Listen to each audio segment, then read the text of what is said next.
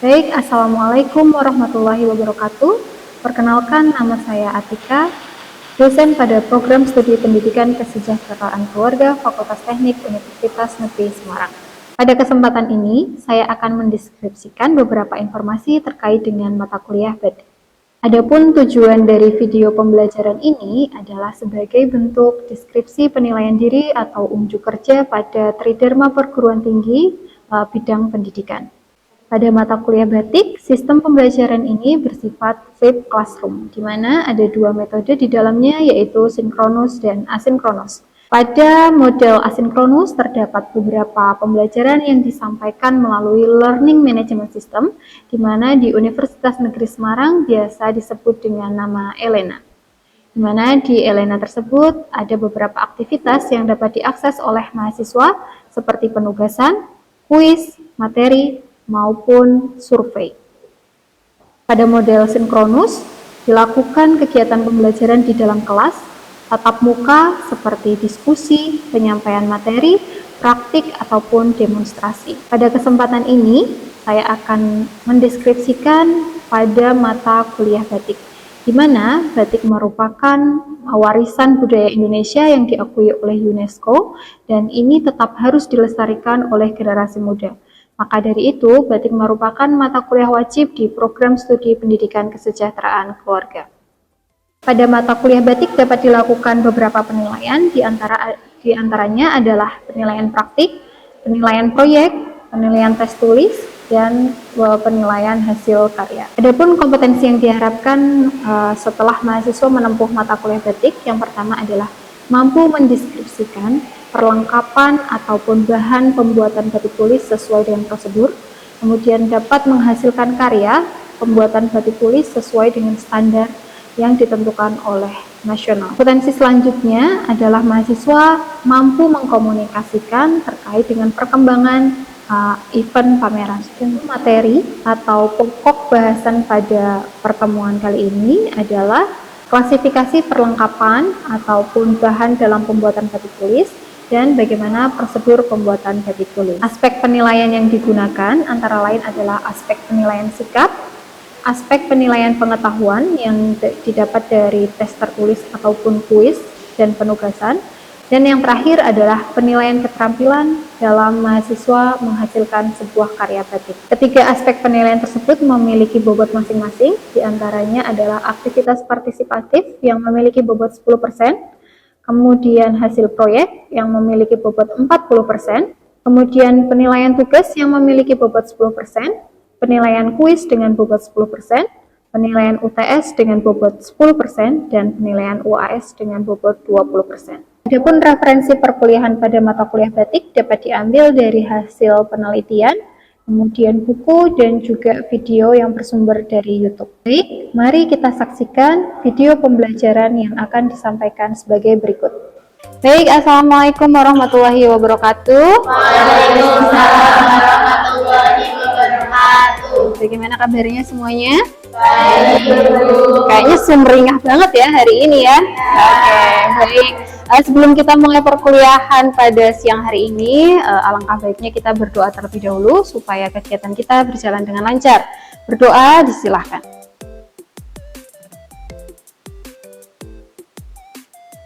Amin, berdoa selesai. Baik, terima kasih semuanya. Hari ini ada yang tidak hadir. Kalau Bu Atika hitung karena satu kelas hanya 15 orang gitu ya, jadi kayaknya hadir semua ya. Karena ini mata kuliah praktik gitu, kayaknya semuanya siap ingin masuk terus gitu ya, karena mata kuliah batik. Hari ini kuliah apa? Batik. Kuliah batik. Kemarin kita sudah melakukan pertemuan 3 kali ya sebelumnya. Hari ini adalah pertemuan keempat untuk mata kuliah batik. Nah, untuk pertemuan keempat ini kita akan membahas tentang pembuatan batik tulis. Tapi sebelum kita masuk ke materi, Ibu akan mereview dulu, merecalling materi sebelumnya yang sudah Bu Atika ajarkan. Ya, kemarin kita belajar tentang apa? Motif ya, tentang motif batik. Masih ingat motif batik? Masih, oke. Nah, sambil mengingat biar kita nggak bosen ya, kita game dulu ya, game kelas dulu. Siap nggak? Nanti yang menang dapat voucher GoPay.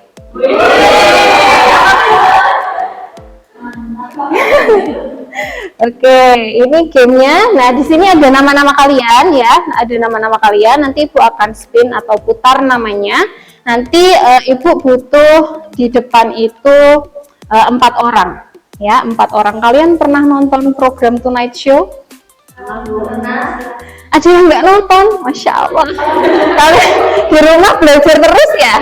Masya Allah ya.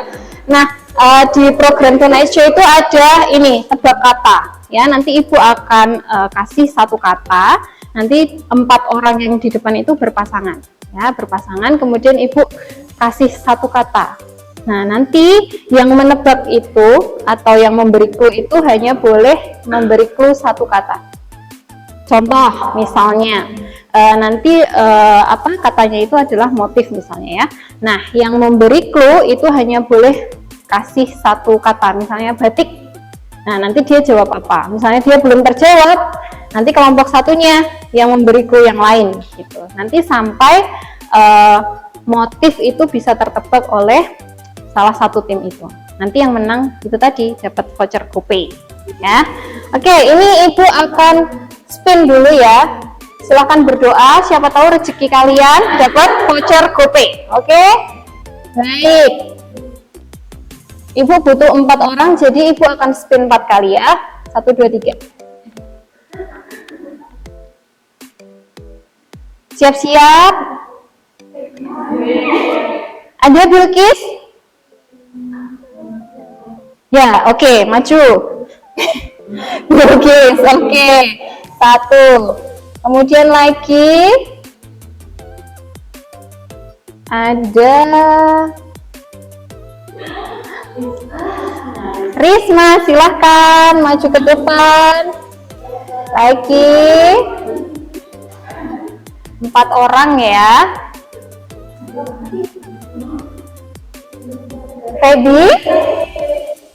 Feby ada, oke.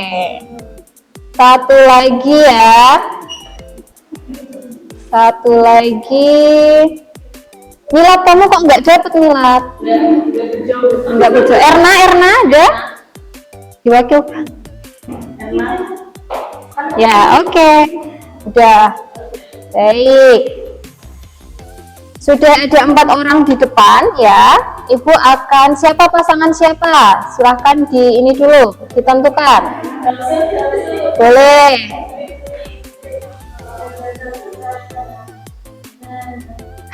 Ada musiknya gitu ya. Nah. Siapa lawan siapa nih? Oke, agak ke tengah sini biar teman-temannya lihat. Ini sama ini nih tim apa namanya?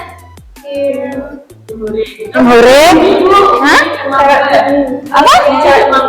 Bumi dan Amba itu apa? Oke, siapa yang mau menebak? Yang menebak posisinya di kanan. Kamu berarti yang kiri, ini kanan. Siapa yang menebak? Siapa yang kasih clue? Ya. Siapa yang menebak? Siapa yang kasih clue? Oke. Kamu yang clue, berarti kamu sebelah sini. Yang clue yang sebelah sini, biar nggak kelihatan. Ayo, cahaya.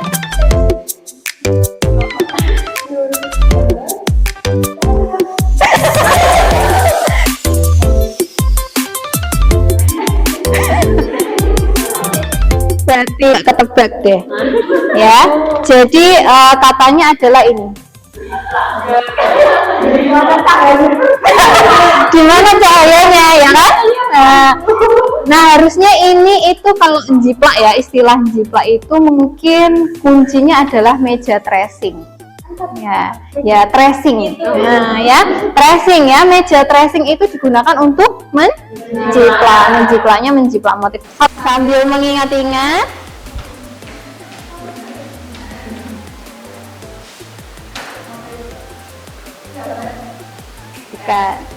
Ayo Najma, ini tadi motif.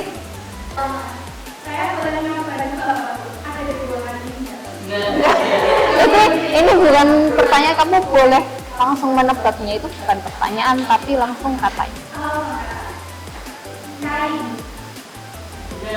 Kain. Ayo. utama.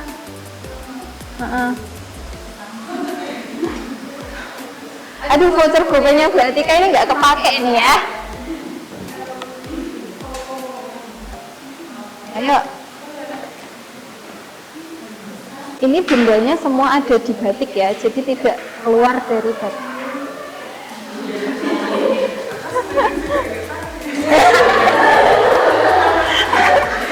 Ayo, apa aja?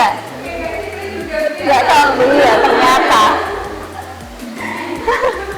Ini bisa masuk dalam nilai kuis ya. Ternyata ada satu kata yang sebenarnya aku juga nggak tahu itu apa.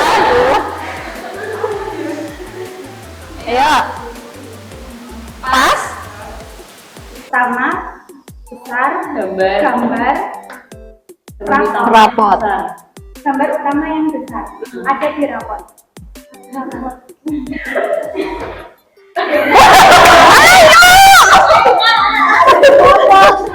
Ada di rapot.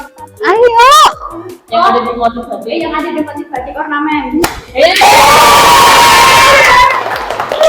Terima kasih Najma sama Aska, silahkan kembali ke tempat. Kemarin pertemuan ketiga sudah kita pelajari ya tentang ornamen, tentang motif ya. Jadi harus tahu ornamen itu apa, kemudian motif itu terdiri dari apa saja. Baik, kira-kira kalau motif ya, itu kan ada ornamen, ada isen-isen. Masih ingat? Ya, kalau ornamen itu ada berapa sih? Ada dua. Apa saja?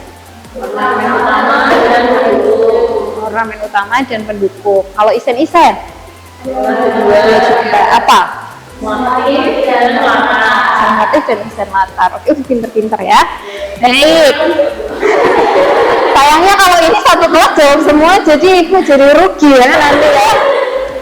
Ya, oke. Nah, kemarin karena sudah kita belajar tentang motif, setelah kalian tahu tentang motif, kita akan belajar tentang cara pembuatan batik tulis ya. Jadi setelah kalian menjiplak ya di kain ya, dari kertas kemudian dijiplak di kain, sudah semua ya dijiplak ya. Ya, nanti kita akan namanya nyanting. Jadi istilah-istilah batik juga harus kalian tahu ya. Nah, sekarang sebelum masuk ke materi, ibu ingin tahu pendapat kalian tentang batik yang kalian alami sebagai generasi milenial gitu ya. Menurut kalian batik itu yang seperti apa yang baik gitu kualitasnya? Terus menurut kalian batik itu ada di prioritas kalian atau tidak? Siapa yang mau berpendapat? Saya Bu. Silahkan Milat. Menurut saya batik yang bagus itu adalah batik yang asli Bu, yang bukan gunting. Kemudian ciri-cirinya seperti yang kita pelajari kemarin, batik asli itu yang depan dan belakangnya itu motifnya tembus. Kemudian kalau untuk prioritas saya apa tidak kain batik itu pastinya iya Bu, karena kan kain batik itu banyak unik ya Bu. Kalau sekarang itu walaupun sudah banyak yang meninggalkan, tapi karena batik itu bisa dimasukkan ke dalam banyak macam jenis pakaian, ternyata batik itu juga masih on point kalau misalkan entah dibentuk kamisol atau baju-baju yang masuk ke dalam busana yang sekarang. Menurut saya itu masih dalam prioritasnya. Baik, terima kasih, tepuk tangan untuk ya, milenial saat ini itu untuk ketertarikan terhadap batik itu berkurang. Nah, setelah kita telusuri gitu ya, minatnya kenapa berkurang, karena ternyata ada motif-motif yang sudah lawas gitu ya, atau motif klasik itu ternyata sekarang tidak diminati oleh kaum milenial karena terlalu rumit gitu ya, terlalu detail gitu. Kalau anak-anak sekarang kayaknya lebih suka yang motif-motif simple gitu ya. Jadi ternyata dari generasi milenial ini masih punya prioritas tentang batik gitu ya. Nah, kenapa kita harus belajar tentang batik itu karena ya kita harus punya kontribusi terhadap pelestarian batik ya, karena ternyata UNESCO itu memberikan pengakuan bahwa batik sebagai warisan budaya Indonesia itu dia akan terus dievaluasi setiap tahunnya. Kalau misalnya tidak diajarkan ke generasi milenial, pengakuan tersebut akan dihilangkan. Jadi generasi milenial harus terus belajar tentang batik. gitu ya. Nah, untuk tujuan pembelajarannya untuk pertemuan keempat ini adalah mahasiswa dapat menjelaskan klasifikasi penggunaan alat dan bahan sesuai dengan standar, kemudian juga dapat menghasilkan karya batik tulis sesuai dengan standar. Mbak Milad sudah menyampaikan ya, namanya batik itu antara bagian depan dan bagian belakang itu pasti akan sama ya, seperti ini. Ini batik tulis asli ya, lihat cantingannya kecil-kecil ya, ini dari Pekalongan ya. Jadi kalau batik asli itu dia antara depan ya dengan bagian belakang itu sama motifnya. Kalau kalian punya printing kain di rumah yang motifnya batik tapi bagian belakangnya putih, itu jangan sekali-kali disebut dengan batik, itu namanya printing. Bukan juga batik printing, tidak, tapi ya kain printing gitu ya, tapi motifnya motif batik, seperti itu ya. Jadi hari ini kita akan belajar gimana sih, ini memang butuh jam terbang ya, untuk bisa seperti ini butuh jam terbang. Nah, ini macam-macam canting. Kalian pernah lihat canting sebelumnya? Pernah. Yang kalian lihat cucuknya satu atau beberapa, ada yang cucuknya 2, ada yang 3, pernah lihat nggak? Belum, yang satu. Nah, ternyata canting itu ada berbagai macam jenisnya. Cucuk satu aja tuh ada nomornya ya. Jadi bukan hanya yang besar atau kecil saja. Nah, kalau kita lihat dari PPT-nya Bu Atika ya, berdasarkan fungsi, canting itu ada 3. Pertama, canting untuk melowong. Melowong, istilah melowong itu adalah ini. Kita menggoreskan malam panas di luar ornamen seperti ini. Itu namanya ngelowong. Apa? Ngelowong. Baik. Nah, kemudian kalau ngelowong itu kita pakai biasanya canting ukuran ukuran lubangnya itu yang sedang ya. Kemudian ada canting isen ya. Isen itu untuk memberikan isian pada bagian dalam ornamen atau di luar ornamen juga bisa. Itu menggunakan canting yang lebih kecil cucuknya ya, lubangnya, daripada untuk ngelowong ya. Jadi misalnya ini nomor 2 untuk ngelowong, untuk isen-isen itu nomor 1. Nah, kemudian ada canting tembok atau mopok, itu istilahnya. Itu untuk menutup atau mempertahankan warna. Jadi misalnya kita punya beberapa macam warna di sini ya. Kalau misalnya kita prosesnya nyelup, ini harus ditutup dulu. Misalnya kita udah nyolet warna merah dan warna biru, sedangkan kita akan memberikan latar warna coklat misalnya. Nah, untuk memberikan latar warna coklat ini harus ditutup dulu supaya warna merahnya ini tetap ada, warna birunya tetap ada. Nah, untuk menutup motif ini pakainya canting mopok, itu nomor 3. Nah, terkadang perajin itu ada yang kasih kain di bagian ujungnya, namanya usar. Nah, nanti dia ketika malamnya ditaruh di sini, usar bukan pusar, usar. Nah, nanti dia akan menorehkan malamnya lebih cepat.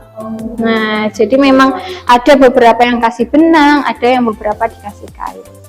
Kemudian berdasarkan bahan itu ada 2. Kalau kalian perhatikan ya, ini ada 2 macam cantingnya.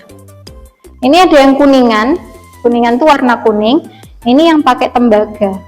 Nah, yang kuningan ini biasanya ini dari Solo, Jogja. Kalau yang tembaga ini dari Pekalongan. Dia biasanya kalau tembaga gagalnya itu bambu. Kalau yang kuningan dia gagalnya kayu. Ya. Bagus yang mana? Sama-sama bagus sih, tergantung nanti kalian nyaman menggunakan canting yang mana. Ya. Baik, Ibu lanjut ya. Jadi pembuatan batik tulis itu ya, kita ada tiga yang harus kita lakukan dalam pembuatan batik tulis. Yang pertama tadi ngelowong atau ngereng-reng. Uniknya batik, istilah di setiap daerah itu berbeda. Di Pekalongan dia bilang ngomong, nanti di Banyumas beda lagi, nanti ada di Jogja beda lagi gitu ya. Jadi memang istilahnya itu juga yang diakui oleh UNESCO bahwa batik itu memang benar-benar milik Indonesia. Itu karena istilah-istilahnya juga berasal dari bahasa Jawa ya kalau ini ya. Nah, kemudian yang harus kita lakukan selain ngelowong itu adalah ngiseni. memberikan isen-isen pada bagian dalam motif ataupun pada bagian latar. Selanjutnya itu adalah mopok. Mopok itu tadi ya, yang menutup bagian kecil untuk mempertahankan warna. Ya, nah itu adalah setidaknya proses awal untuk membuat batik tulis. Ya, silakan. Kan nerusi itu Oh iya, maksudnya mengambil itu di atasnya atau di bagiannya atau setelah diwarna diulangi langsung? oke, baik. Terima kasih Milan pertanyaannya. Jadi untuk nerusi itu kita menggoreskan malam pada bagian belakang kain. Ya, karena batik itu kan harus tembus sampai belakang kain. Nah, ketika kita menggoreskan malam karena kondisi malamnya belum panas, misalnya ya, masih agak dingin, seperti itu dia tidak akan tembus ke bagian belakang kain. Makanya harus stabil ya panas malam itu. Ketika kita goreskan ternyata tidak tembus di bagian belakang kainnya. Nerusi itu di bagian belakang kain sini, bukan kita tambahkan lagi enggak. Kalau ditambahkan lagi tambah enggak tembus lagi karena malamnya jadi tebal ya. Jadi nerusi itu di bagian belakang. Bagian belakang kain itu diterusi dan itu sebelum pewarnaan. Ya, karena kalau sudah diwarnai nanti melebar bagian belakangnya karena tidak ada rintangan malam. Paham ya? Oke, ada yang mau bertanya lagi? Oke, nah tapi kalau merujuk pada standar kompetensi kerja nasional Indonesia atau SKKN itu cara memegang canting itu seperti ini. Jadi di jari antara jari telunjuk dengan jari tengah itu dimasukkan ke tengah gini. Terus kemudian ini kelingkingnya itu menekan kainnya. Jadi ketika kita mencanting ini ditekan kainnya supaya dia tetap stabil gitu.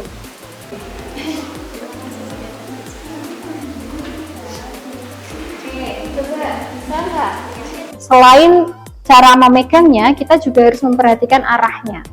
Arahnya itu dari kanan ke kiri. Misalnya motif ini ya, dari kanan ke kiri atau dari bawah ke atas. Jadi bukan dari atas ke bawah. Kalau dari atas ke bawah malamnya iya turun. Kalau dari atas ke bawah dia akan netes. Jadi kalau enggak dari kanan ke kiri ya, atau enggak dari bawah ke atas. Motif yang kalian gambar kemarin itu filosofinya apa?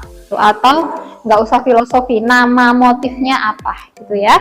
Nanti setelah dapat namanya, setelah dapat nama motifnya, nanti kita kaji bareng-bareng ya. Kelompok A itu namanya apa, B apa, C apa. Selanjutnya nanti Ibu akan memberikan feedback terkait dengan diskusi yang dilakukan. Oke, siap untuk berdiskusi? Ya, baik. Untuk penentuan kelompok bagaimana? Ataukah akan memilih sendiri? Baik, silahkan berkelompok 5 orang, silahkan.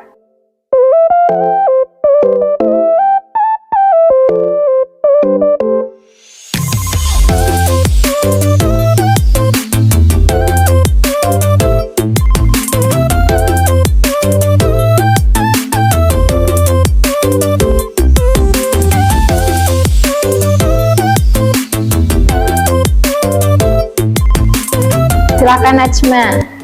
Jadi kelompok 2 motifnya dinamakan mariposa. Mariposa. Mariposa ini artinya kupu-kupu dari bahasa Spanyol. Spanyol. Oke. Kali dianggap sebagai simbol transformasi dan kebebasan dalam banyak budaya. Filosofi di baliknya ini mengajarkan tentang kemampuan untuk melewati perubahan, pertumbuhan, dan kebebasan dari keterbatasan. Masya Allah ya. Buku ya yang dari kelompok setelah punya saya.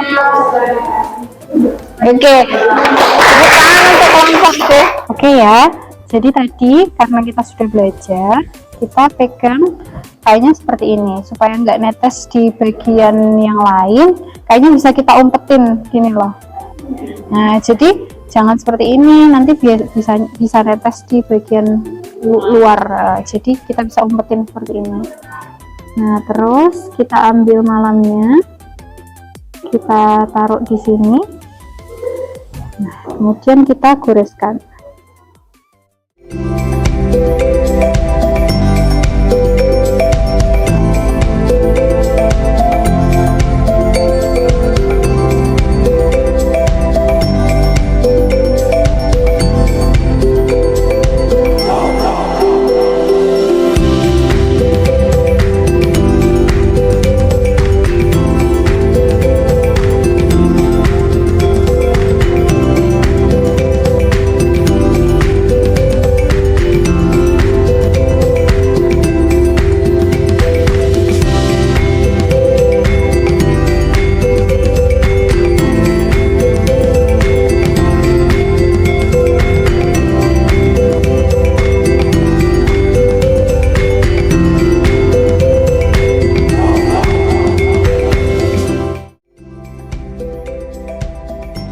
kita lanjutkan materi untuk membatik hari ini ya. Semuanya sudah selesai atau ada yang belum? Belum. Oke, Ibu coba lihat salah satu. Oke, ini sudah selesai. Ya, sudah selesai, namun belum ada isen-isennya ya. Ini baru kelowongan saja atau proses melowong. Ini masih ada proses berikutnya, yaitu memberikan isian pada bagian ornamen atau di luar ornamennya, namanya ngiseni. Prosesnya namanya ngiseni, tapi kalau isiannya namanya isen. Nah, isen-isen itu jenisnya banyak, jadi nanti kalian bisa isikan ya jenis macam-macam isen-isen itu ke ornamen kalian. Nah, ini Ibu coba lihat ya, ini tidak ada yang menetes ya, tidak ada yang menetes, sudah pro. Nah, kita lihat ya di bagian belakang kain apakah semuanya sudah tembus atau belum, karena kita harus memastikan bahwa batik kita itu sudah tembus ke bagian belakang kain. Ini baik, Ibu minta satu pendapat dulu dari kalian tentang kesimpulan apa yang sudah kita pelajari hari ini secara garis besar. Angkat tangan siapa yang mau menyimpulkan pertemuan kita hari ini.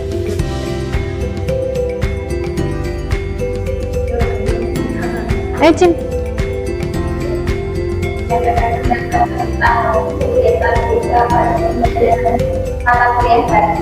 Jadi tadi sebelumnya kan sudah diberitakan sebelumnya tentang batik itu apa, tentang ayat ini dimana dibuat menggunakan malam panas. Tulis itu memang menggunakan malam panas. Kemudian ada juga yang menyebutkan ada batik printing, sebenarnya itu bukan batik tapi pure printing. Tapi maksudnya ada yang batik. Kemudian untuk membatik sendiri ada beberapa yang harus diperhatikan.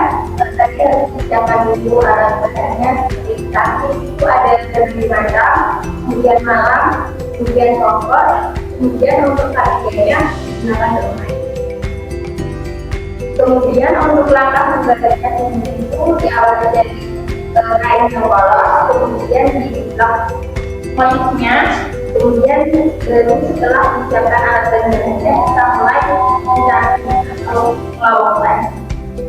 Mungkin itu saja.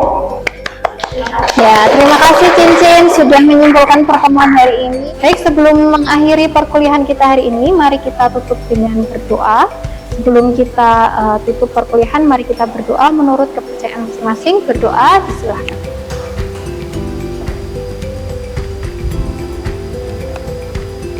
Baik, berdoa selesai. Terima kasih semuanya. Mari kita sama-sama belajar dan berkembang untuk tetap andil dalam pelestarian batik sebagai warisan budaya Indonesia. Terima kasih semua. Assalamualaikum warahmatullahi wabarakatuh.